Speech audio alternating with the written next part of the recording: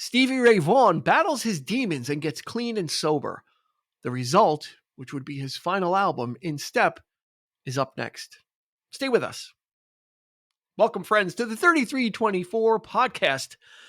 One of the many podcast stops we hope that you make on your journey. If you're commuting, whatever you're doing, a lot of people tend to listen to more than one podcast. So I hope we're in there. Hope we're in the mix. I think we are. Yeah, I'd like. Not too shabby, right? Yeah, I hope we're part of the tapestry of other things. People listen to politics or true crime is like a big podcast segment, like true crime stories. And I think crime is huge, but I mean, it's hard to compete with that. But politics, our niche.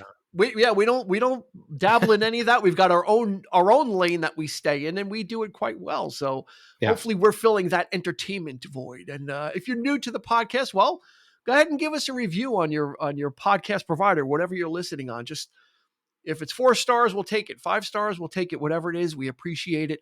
It helps bring us up in the algorithm, helps make it easier for people to find this. And thank you for joining us. First time or returning listeners, we value everybody equally.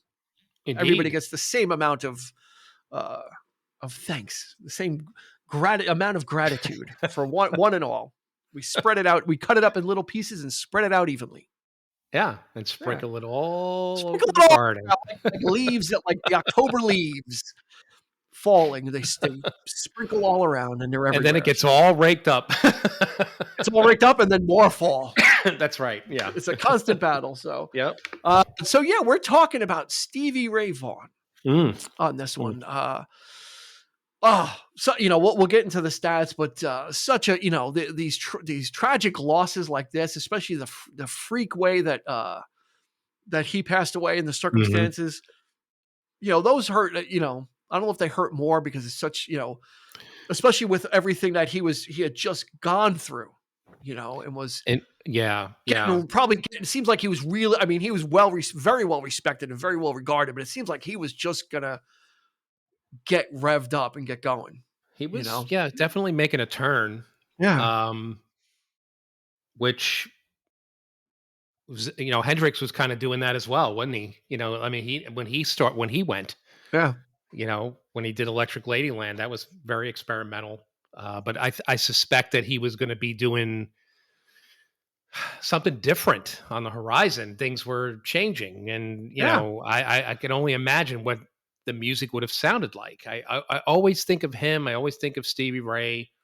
These guys were just absolutely supernatural when they were around, but it seems like their whatever it was that they had, their magic, or there's, I don't know, the musicianship was just so, perhaps only maybe too good that they just weren't meant to last. Which I don't want to say flash in the pan, but it was. I mean, it was a comet that burns bright, or a star that burns bright. Exactly, and they just it's just too similar, and it's kind of eerie when you think about it. But it's I don't know. It's very. We'll get a little more into it and the ripple effect that it had on some of his contemporaries as well. Yeah. So the album we're talking about is In Step, and this was his final release with Double Trouble. Mm-hmm. Okay. Mm-hmm. So he passed away tragically on August 27th, 1990. Yesterday was his birthday, by the way. Yeah. I'll say. Yeah. So happy October 3rd, as of the recording of this, SRV. Happy That's birthday. Right. Yep. So this was released in June of 1989, produced by Double Trouble, which is a group. It's his backing group, and Jim Gaines. This hit only number 33 on Billboard, but it went 2 times platinum. It won a Grammy though for Best Contemporary Blues Album. Okay, so that's where the magic was. This is not you're not going to find this burning up the rock charts, but in the blues circles, something different. Inducted into the Rock and Roll Hall of Fame in 2015 with Double Trouble. And then Crossfire was number 1 on the rock charts, not the Billboard Hot 100 or 200, but on the rock charts, Crossfire was a number 1 hit for him. So a really kind of, and this was, I think, his biggest selling album, or he might have tied this, a couple of them that were, 2 times platinum as well. So he was a pretty steady level of output despite the problems he was having.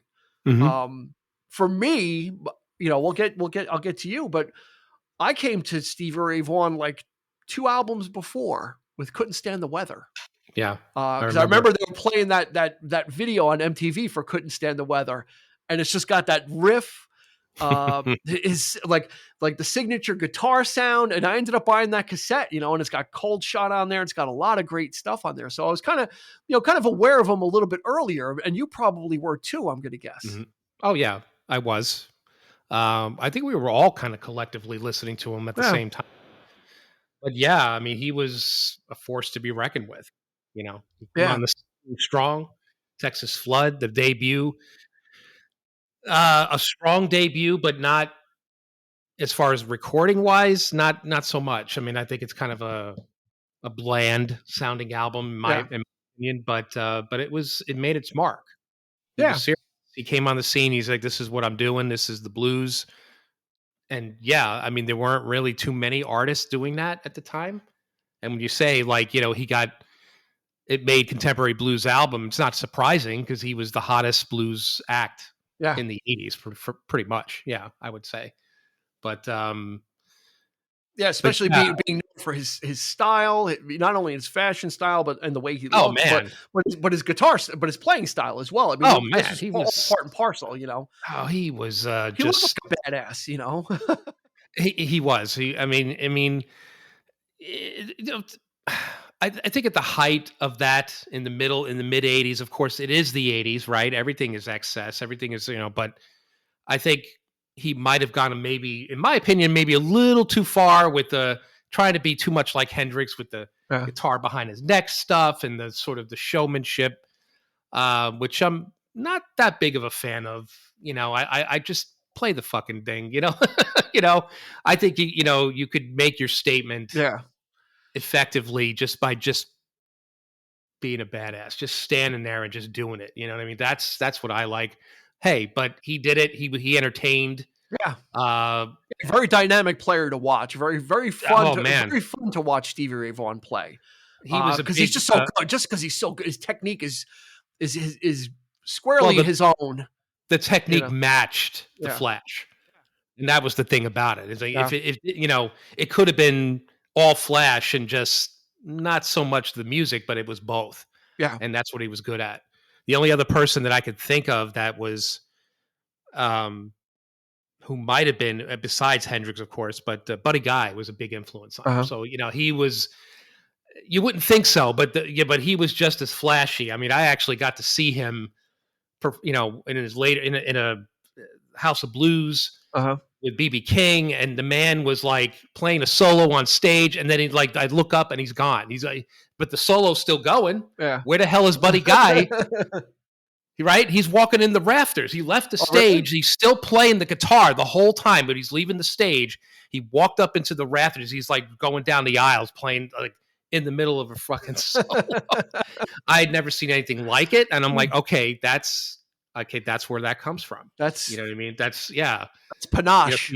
That's panache. When you think of Stevie Ray and you think of that great solo that Prince did, we talked about, that kind of thing that's Buddy Guy. Yeah. There's no doubt.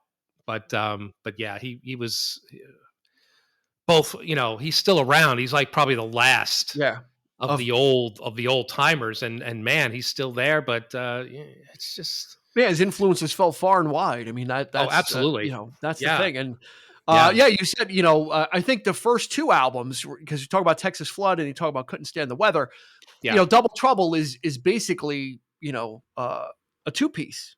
It's kind of just a bass player and a drummer. So it's kind of a blues combo, or the equivalent of a jazz combo, but a blues combo, guitar, bass, and drums. But then they would add, and they were formed in 1978. So you got Tommy Shannon on bass and Chris Layton on drums. In 1985, they add Reese Winans on keyboards, and that also, I think, changed things. For what you were saying, how the first album sounds kind of a little pedestrian or nothing really to write home about. I think expanding Double Trouble gave it gave the band a fuller sound, but then it also gave Stevie Ray Vaughan some opportunities because he's not the only lead instrument player per se, because That's right. Yeah. having a keyboardist in the back playing things gives him some other opportunities as well. So I think it opened up a little some extra kind of colors to paint with, as it were. Well, you play in the rhythm too. Yeah. I mean, there's only so much you can do. Yeah, he had to do it all. Now he had to do it all. Now he could just sort of step back and let this guy take over and just do his thing and do his noodling and like what that's on so this. There's that interplay. There's that touch and that call and response happening thing. Yeah, and it really filled out like on In Step, like the sounds, the arrangements, everything. It sounds just really filled out, and adding a keyboard player was like the right. I think it was the right thing because or playing the organ, whatever in whatever way that Reese Winans was used and would play. I think it really enhanced, and probably made it a little bit more accessible. I think when people hear blues music, meaning someone says blues, they think, oh, this guy just playing forever, or expanding the sound. I think made this album just much more accessible for people as well. Kind of brought it a little closer to some rock. This is squarely a blues album, right? But it's still kind of, I think, more accessible to rock listeners or casual listener. Is that fair? That's that. I think so. And one of the things that he was very good at was actually writing a proper blues song, which a lot of artists would just sort of channel what was already done. Yeah, they would just do a lot of covers. Which, in the grand tradition of blues artists, it didn't matter who wrote the song back in the day. They just, people would just cover each other's songs. And if the song was good enough, you felt it. Yep. I mean, the sentiment was there. Sometimes the difference was that they, the interpretation of it was key. Stevie Ray was very good at writing blues riffs and lyrically, I wouldn't say he's the strongest songwriter. In Step would probably be the first album where he kind of steps up a little bit and kind of wears his heart on his sleeve, and he's actually has something to say.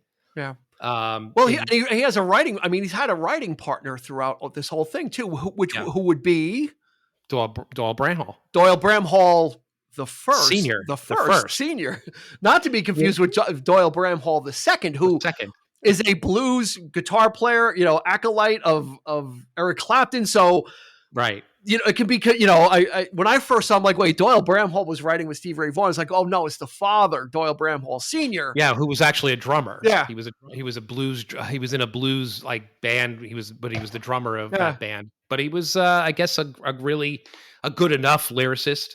Yeah. Stevie Ray, obviously, they got along. They all pretty much hung out together. I would imagine Jimmy, his brother.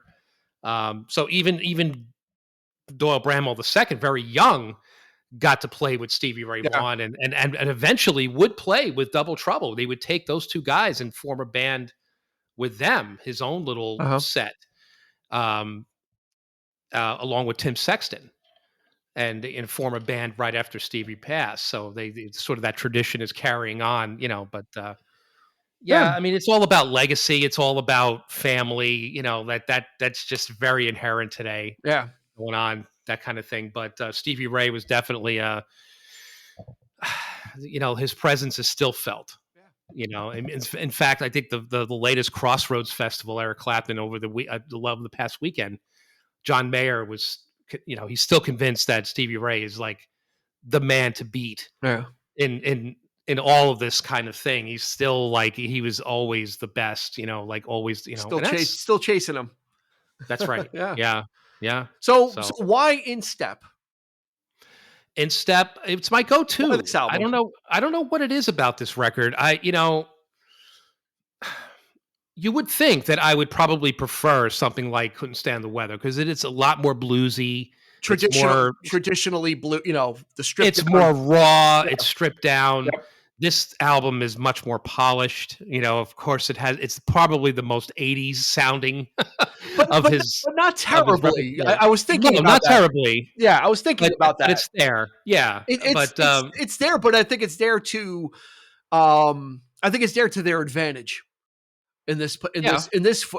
because you get to hear, because usually you think about blues players also as shitty recordings, stuff made on Yeah. tape, like in the 30s and like that you couldn't hear and you couldn't It's understand, right? well, it's So recorded in a tin can, like it exactly. sounds like. But that's Yeah. usually what you think Yeah. about, right? When you hear like blues, it's like, oh, it's like hard to hear, crackling, So, Yeah, so yeah. In Step really has a nice. It's well produced, which is important because you get to really, Yeah. his guitar playing really is separated, and it's not lost. It didn't get lost in the shuffle, Mhm. which could have happened when you have the '80s, and then you also have a keyboardist, and you're trying to expand the sound. You can kind of get lost in the sauce, and the good thing about this album is all that stuff sounds great and crisp, and then his playing is kind of laid on top of it, Yeah. which is I really nice. Like it's layered and structured really well. Well, I mean, it's the thing too where he realized, like many artists, where I have to start steering in a different direction. The blue. I mean, I've been doing this for so long. You're constantly touring, playing the blues so much. How far can you take that? I need to start structuring, doing proper songs.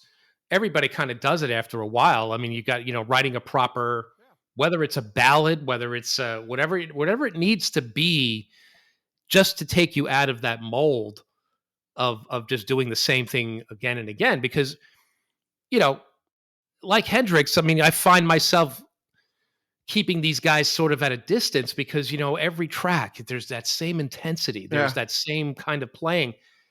You start to go a little numb after a while. yeah, You know what I mean? It's like, how do you top this? How do yeah. you?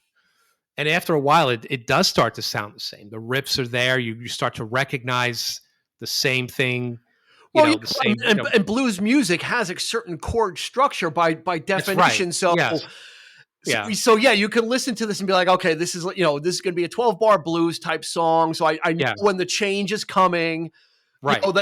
There's for something that's so free form, it also has a relatively rigid framework of the 1 4 5 chords or any of the other blues kind of progressions. Yeah. It seems like a very Yeah, unlimited palette to draw from. yeah, It's and again, you add to that, you enhance it, but how much can you do that? And with this album, I think he was starting to branch out. He's like you say, he was coming at newfound sobriety. I need to talk about this. Critics kind of panned it a little bit by saying that he was a little too preachy yeah. with the album. Like lyrically, it wasn't.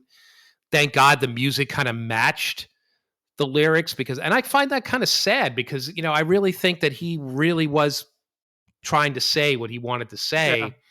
I think in And I hindsight, think it's been better regarded. I think the reviews at the time were kind of like that. It's like, yeah, yeah, uh, but being that this is his, last exactly. effort, Now he it's would have got I think he would have reached that eventually. I think he would have gotten better, oh, of course. um, you know, as he went along. I think he would have probably become a much stronger songwriter and structure. Well, yeah. I mean, let You know, I before we dive deeper into In Step, then let's kind of put the bow on that because Mhm. you mentioned his brother Jimmy. His brother Jimmy Vaughan is Yeah, no slouch when it comes to the right. Texas blues scene. Mhm. Famously known as being the guitarist for the Fabulous Thunderbirds. So another group that I was kind of into, like Yes, you were. tough, Yes, you were. tough enough You and actually you introduced them to me, actually. I kinda got yeah. so tough And enough and wrap it up. So there was a lot of this yeah, kind of those are stuff some good coming stuff. around. So Yeah. Yep. the point I'm getting to is in 2 months later, after Stevie Ray Vaughan passes away, another album comes out with Stevie Ray Vaughan and Jimmy Vaughan together called Family Style, Yes. which did have some different, especially the lead Total single, departure. Tick Tock, which is a great song. Um, so yeah, there was already, and that's the thing is it's so close you could touch it, right? It's like he was there, it was there. That's the That's the frustration. frustration That's the it was the there. He was sadness of it. like you always say, to take one of your quotes, he was looking beyond. He was looking beyond, Mhm. with the newfound sobriety, probably, re-energized, revitalized, Yeah. ready to do things. And He was ready. that's And that stupid. album proved it. Yeah. Because they could have, I mean, traditionally, they could have done him and Jimmy could have done just a traditional blues album because you would think so, right? But it was a total departure, and Yeah. but produced by Nile Rodgers. I mean, this thing was more funky, it was more upbeat, it was quirky. There was some weird Yeah, just kind trying of like different real things, sort of like some of that throwing in some of that ZZ Top esque kind of like hey Uh, DSW like that kind of stuff, and yeah, like just this sort of like really Texas time like type of stuff, and just not just blues yeah, but just just having the fun with whole, it. just the whole scene, Yeah, the whole Texas scene, exactly. was it was Making an fun, it album was with his great. brother and just Yeah, kind of, having a gas doing it. And, right. Hmm. so the path was there. This was not it's not like what, in other rock and roll stories where they're on a spiraling path to destruction, like Morrison or, and even though the best stuff could have still been ahead, this said he had cleared the table, and we don't know if he would have relapsed. We don't want to think he would have, but at this point, Hmm. in step means he has finally gotten in step with life, and everything has kind of fallen together, and he's kind of beaten That's those right. addictions Yep. and Hmm. and ready. And yeah, I mean, there's really only two songs on In Step that are really pretty much like Tightrope and Wall of Denial, right? Are pretty much the Yeah. so that's two songs out of 10. I don't think it's very preachy. Houses are rocking. That's not about that's not about drugs. It's not. He's not No. preaching. He's preaching about having a good time. So, I don't know. I maybe people just didn't want to hear this from him at the time, like this kind of Hmm. thing. But it's not overt. I mean, yeah, if you listen to the lyrics, it's there. But I never in listening to this album, and I listened to it a ton recently. I didn't get the feeling that I was being preached to or being told about the No. dangers of things. I mean, blues music is like that anyway. I mean, that's what blues Absolutely. Thank you. I mean, is it's a state of, lamenting or celebrating. I don't know what word you want to use. It's lamenting or celebrating the problems you have. I You mean, know, and it's a state of mind, really. I mean, blues music can be inherent in anything, really. I yeah, mean, if you really put your mind to it. I mean, it's you write a sad song, it's a blues song, the best kinds of songs sometimes are the saddest songs, and and the it best was blues people. has that feel to it, that real feel, Yeah, and the real problems and the real trials and tribulations yeah, that people go through. That's what that music is, right. and connecting with it. So, yeah, I don't see how, unless he stopped in the middle of a song and there was a stop and then he did this preachy thing. Right? I don't see it on this album. Well, It's just those it's 2 part of songs the happen to material. have, but that's the thing. I think it's just, people weren't giving the album itself enough Yeah, credit. I think it was just based on the 2 songs that were getting the most airplay, pretty much. And those were strong airplay type song. I used to hear those 2 songs all the time, yeah, you know.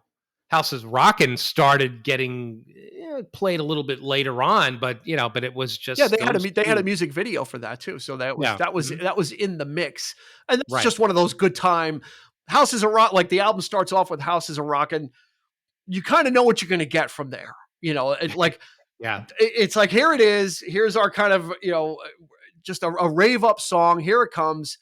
And you just kind of get more of that, and then Crossfire starts right after that. And, Crossfire. Yep. dun, dun, dun, dun, dun, dun, dun, That was another dun, one. dun, dun. That's Yeah. the 3rd. That was 3. Yeah, those 3 songs were, yep, that's right. Then, of course, you do have some covers, Willie Dixon, Buddy Guy, of course. Howlin' Wolf, Yeah. Love Me Darling. So, Yeah. yeah, but it's nice that he's not so reliant on the Mhm. cover. Like covers are probably have to be a part of the repertoire. Either because you love those songs so much, and it helps to fill out the album. But like you said, he was developing as his own songwriter, Mhm. and in a different way than Eric Clapton, right? Eric Clapton is a pretty prolific songwriter, and he's a blues artist, but it's not Yeah. the same, right? It's not the same, but Eric, he knows how to, his style of blues is, the best songs he's ever written, in my opinion, are ballads. Most of the great songs he's done are more or less ballads, in my opinion. He does some great covers, and he's a purist. He's much Yeah. more of the, the stoic, you gotta do it exactly the way they did it back in the day. That's not Stevie Ray No. Vaughan. That is not, you know, that wasn't Hendrix, that wasn't, people like Prince who were, Yeah, but I mean, there's something. I think there's something to be said about that. I respect that about Eric. uh-huh. But when he has something to say, it's typically in the form of an acoustic number or a ballad, and I Yeah. think those are his strengths as a songwriter. I think and he's not afraid to go there. Like uh, Life by the Drop, which was released on the album posthumously after he was gone, after Yeah. Family Style, is probably one of my favorite. And that's what I'd like to think. That's where Yeah. he would have done a lot more of those types of songs. And I just think that's a fabulous song.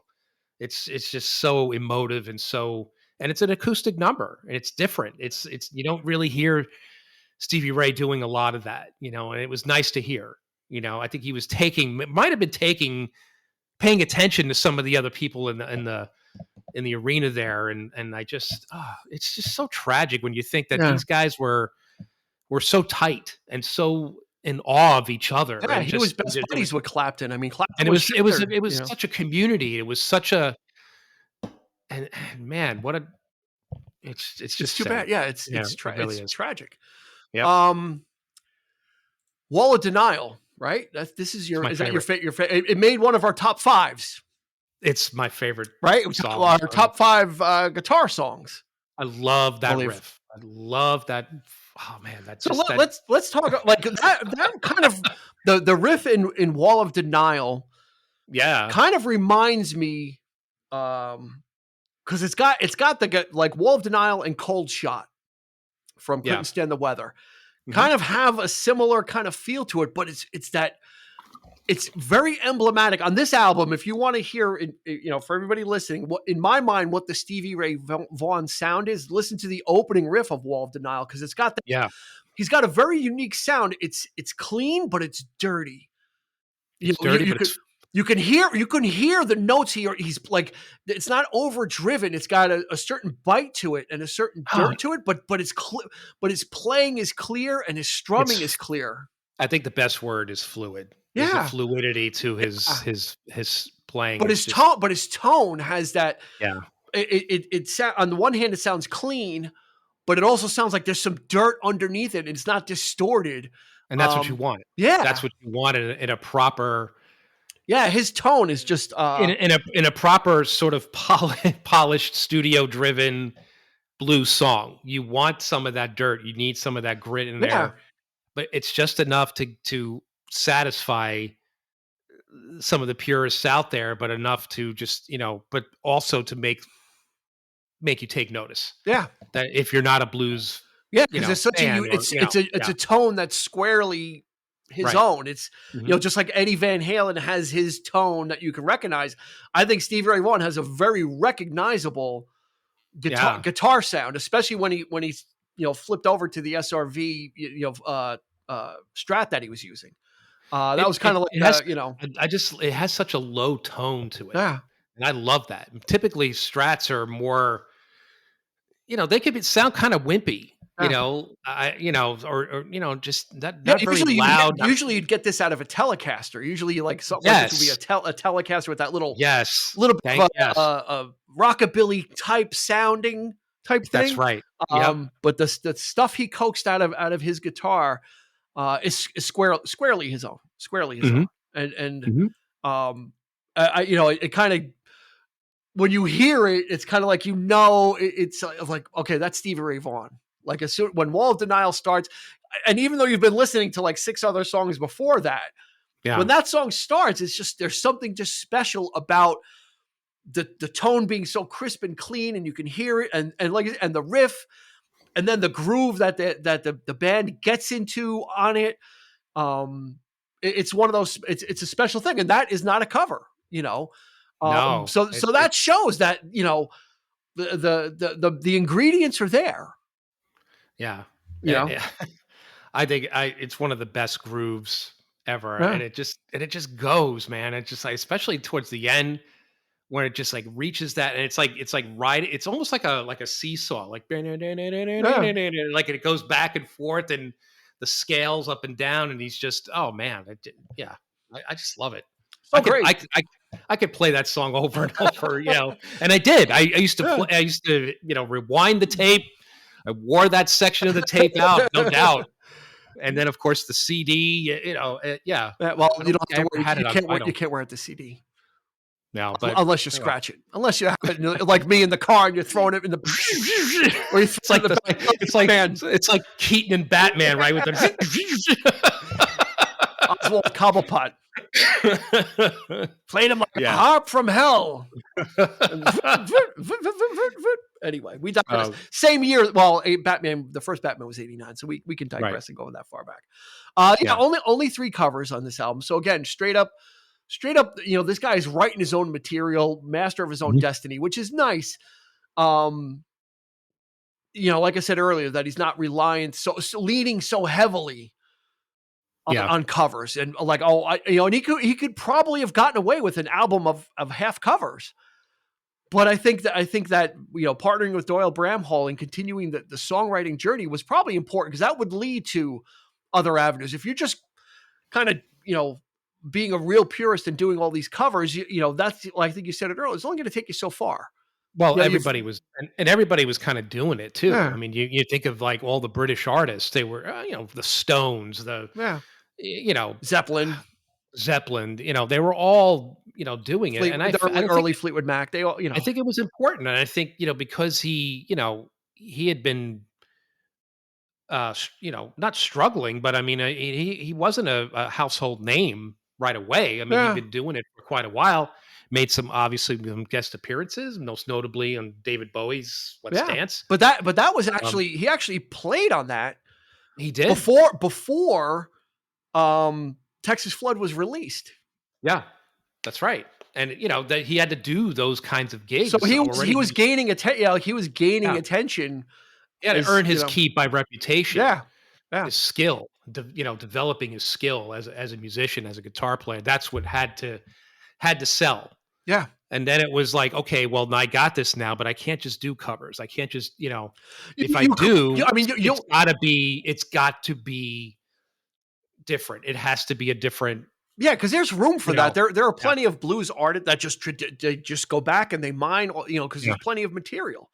Mm-hmm. But you're kind of going to be known as a one-trick pony then. Like that's, so it was kind of important for him to, and he's been writing his own stuff throughout. So it wasn't like he came to it, but just getting better and better at it. Now let's talk about the final track on the album, which is called Riviera Paradise. Now you want to really hear something different. And potentially where, how do you feel? Do you not like it, or? I love it. Okay. The way you were grunting, I thought you were like, oh, Christ. No, it's gorgeous. Okay. It's absolutely stunning. Yeah. So it's kind of a free-form jazz kind of thing. It's not a blues song in any form or function. Yeah. It's more of an experimental kind of track from him. It sets the mood. And I don't mean experimental in like that it's weird and quirky. Experimental meaning that it's not in step with anything else on the album. It's kind of it's kind of breezy, it's kind of mellow, it's chill. It's and that's why jazz and blues have a lot of that improvisational pieces in common, which made it easy for him to kind of kind of go out of his comfort zone and try something like this.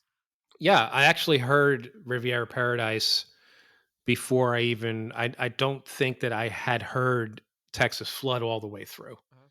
And then there's a song called Lenny, who was his wife at the time, or girlfriend or whatever. It's very similar. Mm-hmm. Very similar type of thing, where it's this like quiet, jazzy kind of thing. And I was like, oh man, I thought he was doing something really like out of left field here. And he had already done it with Lenny, but he recalled that. And I think it was nice after to do something from his first record like that. And then now with a fuller band too, and better production, fuller band, but coming back from like, he's like redoing that kind of thing again. And it was just, now when you look at it, obviously it's kind of bookending each other, and it's kind of sad, but it's a nice touch, it's definitely, it's very interesting. When I'm listening, I'm like, wait, this is kind of like, really, like that, not even the light, it's a light sound, but it's not light jazz. right? So it's just kind of, And that noodling on the guitar type thing, and just kind and I have to admit, I love that of, kind of atmosphere. I love yeah, there's nothing like the sound of the guitar in that quiet setting, and you could still do all the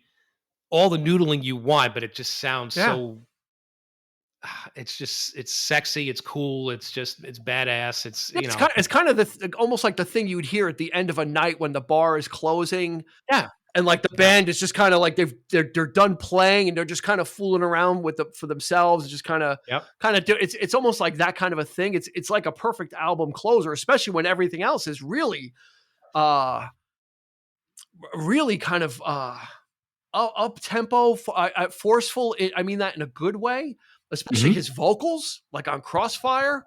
Mhm.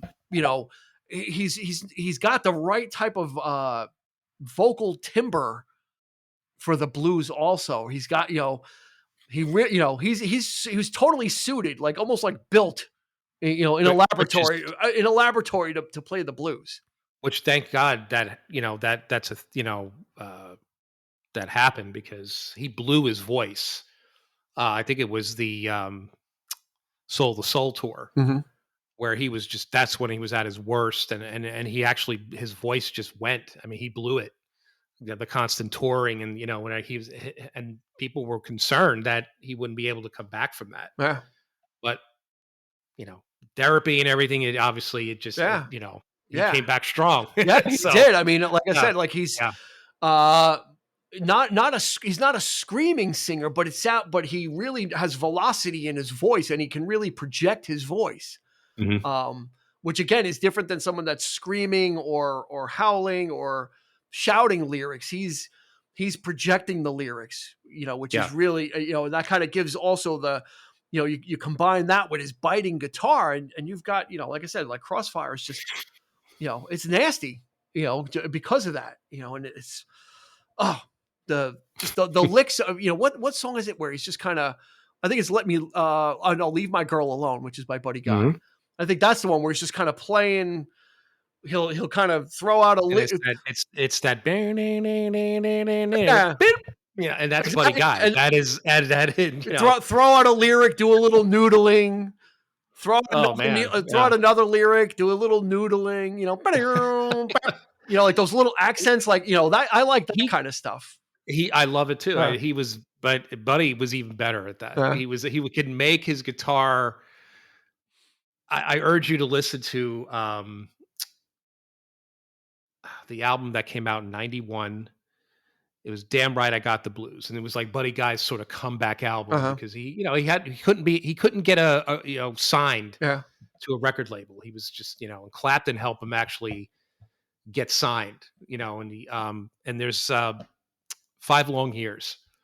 Check that track out, yeah.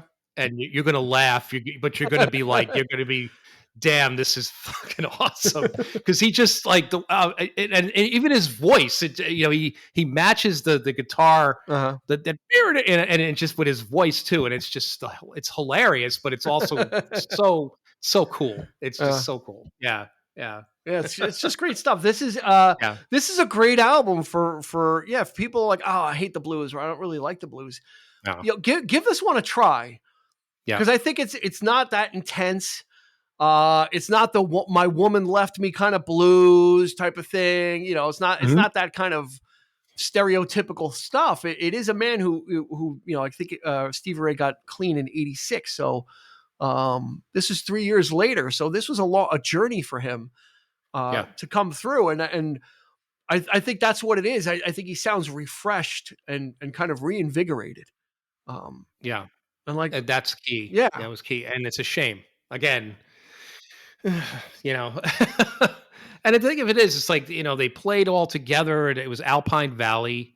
It was a show that all these these blues artists got together. Clapton was there. yeah, Good Lord, his brother was there. He hops on a helicopter, and what a freak thing! It just people of Clapton and Clapton's entourage were actually on on the the plane too. helicopter Yeah, as well.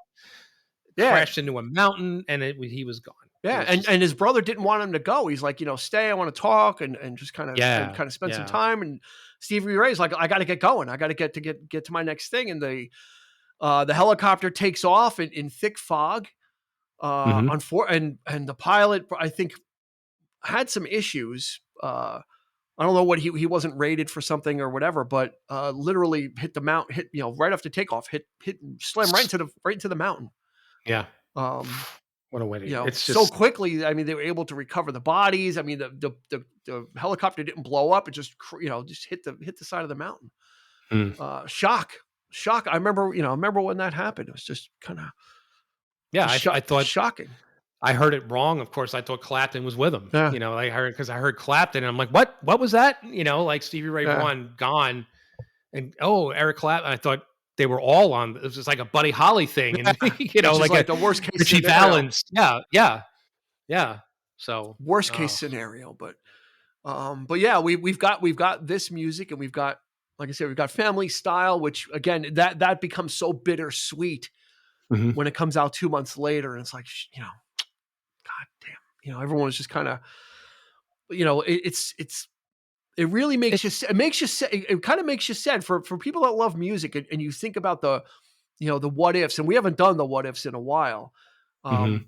But yeah, this is one of them, where he was still evolving as an artist. He was only what, 36, or Yeah, so he's still a young guy. He had a long ways to go, and especially with all the revitalization, Clapton's resurgence, and just all these, all these artists, all these legacy artists that come back and they're still doing things. I wouldn't have expected any different from Stevie Ray Vaughan, mhm. to be experimenting with different style. Not that he would make a dance album or a grunge album, but meaning within the framework of what he was doing to test the limits, Yeah, test the borders and see what comes out of it. yeah. Because it was, Yeah, I have no doubt that he probably would have dabbled in a little bit of the tools of the '90s, like, a little bit of electronica here and there, perhaps, maybe a little, some beats, some trip hop type. I don't know. I mean, just the rhythm aspect of it, match that with some of the grooves that he would play. yeah. You got a perfect storm right there. It's just yeah, Yeah, and there's yeah. there's plenty of videos. We encourage people, go to YouTube. He did an Austin City. He did an Austin City Limits. Mhm. Yeah, I think around this time, which has a lot of these songs on there, and just he's one of those guys that make it look so easy. Clapton's probably the king of that. Clapton makes guitar playing look so easy. It looks like he's just so yeah, effortless. It's like, oh, I could do that. It's like, no, yeah. you can't. You can't. And Stevie Ray Vaughan in that way also is just kind of, he's got his own style to it, but also just it looks effortless. It looks like they're not even thinking. And they're No, probably not. It's probably they're a conduit for the music, and a conduit for what's and the coming thing through of it them. is too is like his Jimmy taught him how to play. Jimmy was the guitar player, and his older brother. He was, and Jimmy's good. I'm not going to say. I mean, he's no slouch on the guitar, He but he got plays. overshadowed. I mean, he got quickly He's overshadowed by his brother. he's a very Yeah, very sort of very muddy, very sort of raw type of player. Jimmy. He just he doesn't seem to follow any rules. Like he's just he's like very finger picky, just tapping the strings, like type of thing, and just really getting the most out of that. yeah, And it's not as fluid as Stevie Ray, but it's effective. But yeah, but Stevie Ray just I knew nothing about the guitar. I think there was a time where he wasn't even interested in playing guitar, and I think Jimmy kind of got him into it. And look what happened. Damn. yeah. One of those, Yeah, music happenstances that we are yeah. better for. So He just had the gift. yeah, You know, the knack. I mean, some people just I don't know. I think it's a gift of God, and obviously, I mean, you could bring this, kind of thing into it, but it's just, I think just people just have the knack, the gift, I'm saying a lot of guitar players who are really great through the years don't have that same gift. yeah. They have to struggle. They have to work hard to So, achieve the greatness. so And it's not always, you mentioned him earlier. What about John Mayer? Mayer again, he's, for all intents and I want to hate the guy But you because he's can. just so, but you can't because he's just so gifted. Yeah. And I think he didn't start. He started out the opposite. He used to do kind of poppy music and was popular with with like women because of his kind of love songs. Yeah, we're talking late '90s. We're talking that kind of like But man, he's a formidable player. And then I think I don't know if it was. It might have been from 9/11 when they had like one of those benefits, raising money. And I think John Mayer played Crosstown Traffic. Yeah. And that's when I went, wait, this is the guy that sings Daughters and Your Body's a Wonderland. Like I think I remember, I'm like, wait, he's doing Crosstown Traffic and he was just like ripping it up. I'm like, oh, and then from there, he kind of never looked back. He wasn't the same John Mayer. He was kind of, he became, I don't know if that's what he originally wanted to be or, but yeah, he was John Mayer's no slouch either. He's kind of a student. Yeah, he's a student of it. Definitely channels. The voice is not quite as stark as Stevie Ray Vaughan, but it's raspy voice. He's got that tone. He's got these, if he really projected his voice, he could sound a lot like Stevie Ray Vaughan, and I think that's on purpose. He's kind of raspy, a little more raspy than Stevie Ray Vaughan. He's very breathy. Yeah. But yeah, I mean, he did a wonderful rendition of what was it? Michael Jackson's Funeral. He played, what was was it? Human Nature. Oh, really? Wow. Instrumental, and it was gorgeous. It was absolutely gorgeous. I mean, he was on stage, and he was just, everybody. The room was completely silent, and it was just him.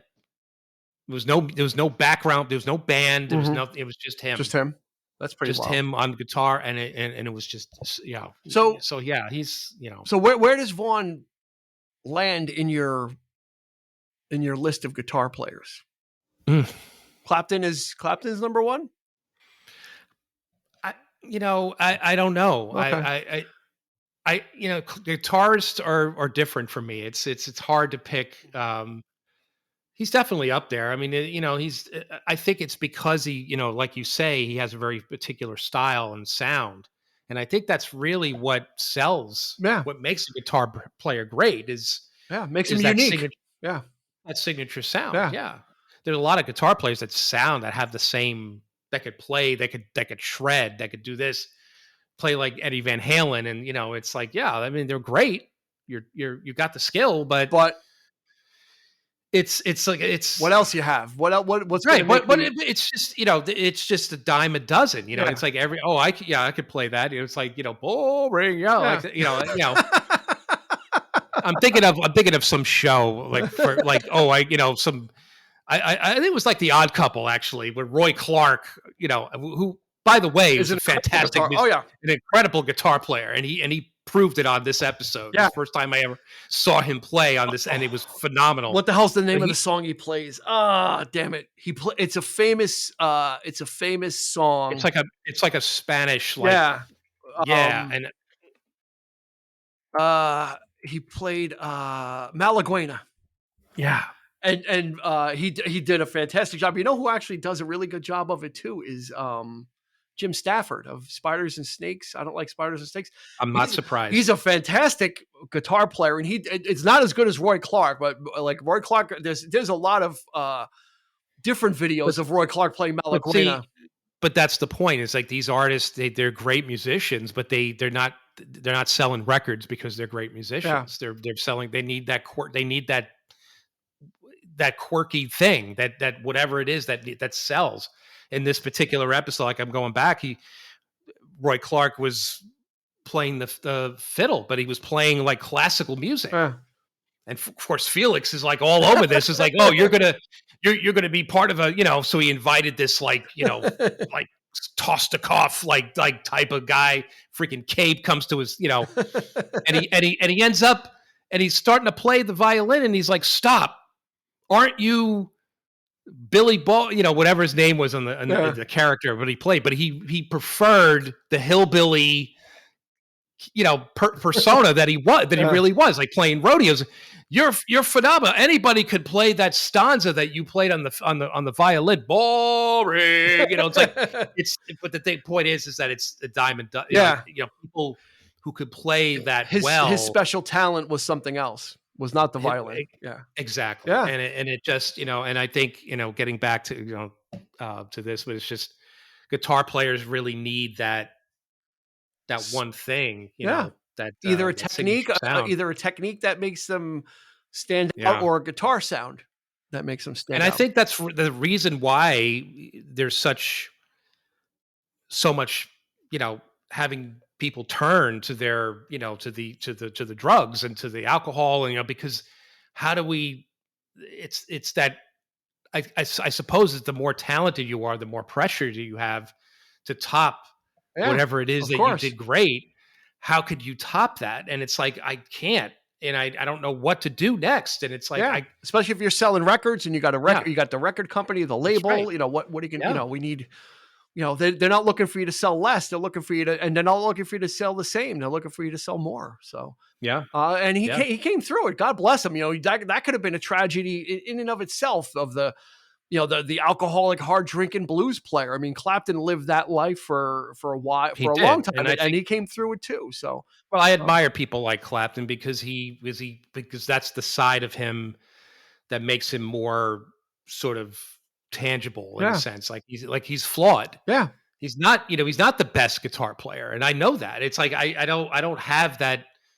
He's not God, you know yeah, what I mean? But but he's done some great stuff, and that's what I like. It's like he has the ability to surprise you, when it counts, when he's got something to say, and is inspired, and boom, and you're like, oh my god, you're floored.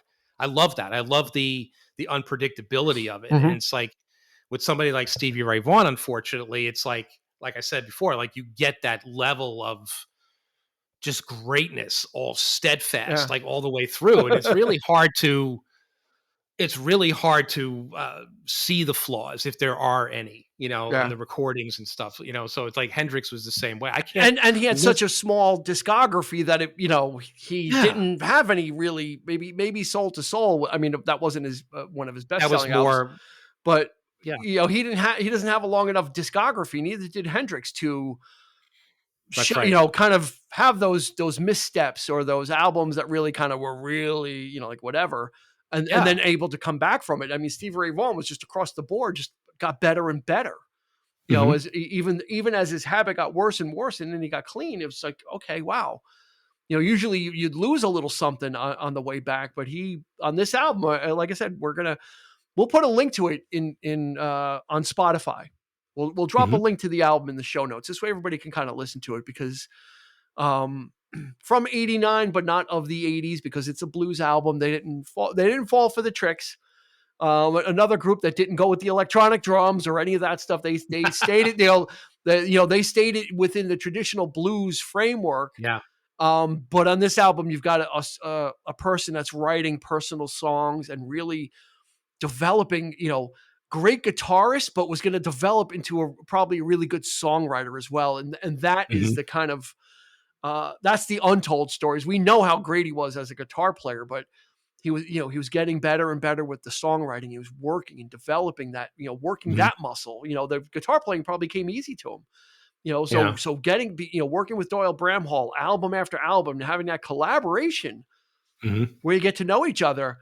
Who knows what would have happened, but we have In Step, and that's kind of, there's been posthumous releases after this. The Sky is Crying and a couple other ones, and of course, all this other stuff. But In Step would be the final release in Stevie Ray's lifetime. So we highly encourage you to check this one out. I mean, this is one of Eric's favorites. This is and it's a real Yeah. banger. Again, it's a fun listen. Um, there's enough different stuff on there. A couple of instrumentals on there too. Travis Walk. So you got a little bit of everything on here. Traditional blues, some of his originals, and then you've got the Riviera Paradise as well, which is some freeform jazz. So I think it's got a little something for everybody. It's definitely an interesting listen, and not very long, right? 40 minutes. So you're in and Hmm. out of this one. Yeah. and I enjoyed really kind of getting into it and digesting it and going back and listening and really kind of being able to, after you listen to it a couple times, you get familiar, then you can kind of start to enjoy and indulge yourself in the material and then start to pick out the parts that you really like. So this is this was a really great choice, sir. Yeah. Yeah. Thank you. I mean, it Fantastic is. I choice. mean, it's You done good. I don't know. I mean, it's just Tony Orlando and Dawn. it's part of our soundtrack Yeah, too. I mean, it's absolutely. definitely there, Yeah, no, he absolutely was. He in the 80s, it was like he was kind of taking the reins over. Clapton was a little more dormant, behind the sun and kind of some of the odder things. And this guy was Mhm. like came like bursting through with a traditional blues sound that hadn't been Yeah. heard. And he was, like I said, it was flashy and all these things that people were checking this guy out for. Because he made such a big impression when he came out. The look, the hats, the boots, the whole thing was Yeah. like it was the whole package. So people were intrigued, and we invite you to listen to "In Step" by Stevie Ray Vaughan. Definitely check it out. Yeah, are you going to put this as his best of his releases that he was alive for, or I don't know. I okay, don't know if that's an okay? accurate. I don't know if I could pick the best. It's definitely my favorite. Well, then there you go. Well, then My go-to. that's what I meant. So it's the best in my book, but That's what it's, I may wanted. not. That's what Yeah, I wanted there you from go. you. Cool. That's going to do it for this episode of the 3324 podcast. Find us on social media, Instagram, Facebook, vibrant society of people there, like-minded that love music and movies. So join us, won't you? Come on over. It's fun. The water is warm because I peed in it, but we'll clean it up and it'll still be warm anyway. So come on in. It's a great group of folks that really love the what? Why? Why not? Why not? Right? Yeah. Okay. Duty alert! Duty alert! Is that Caddyshack with the baby Ruth in the pool? Yeah. Right? And then Oh Bill goodness. Murray picks it up and eats it. Uh, We'll leave you with all that right. visual. If you're a Yes. Caddyshack fan, you know the scene where it's floating. It has nothing to do with what we've been talking about, but No, it's but there. It we'll is. leave But you that's with what we a do. baby Ruth floating in a pool and someone thinking that it's a turd, and then everybody jumps out of the pool and Bill Murray eats And it. that'll be the best part of the most talked about part of the episode, I'm Oh, sure. you guys got to do Caddyshack. Ted Knight. Yeah, that's right. Yep. Anyway, Oh man. for Eric, this has been Dean, and we will catch you on the flip side.